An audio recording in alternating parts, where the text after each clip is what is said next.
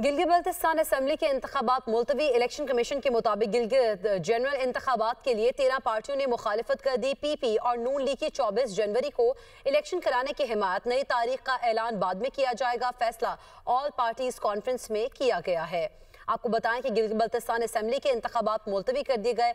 Election commission के मुताबिक Gilgit general इंतखाबात के लिए 13 पार्टियों ने मुखालिफत कर दी। पीपी और नून लीग की 24 जनवरी को इलेक्शन कराने की हिमायत, जबकि नई तारीख का ऐलान बाद में किया जाएगा।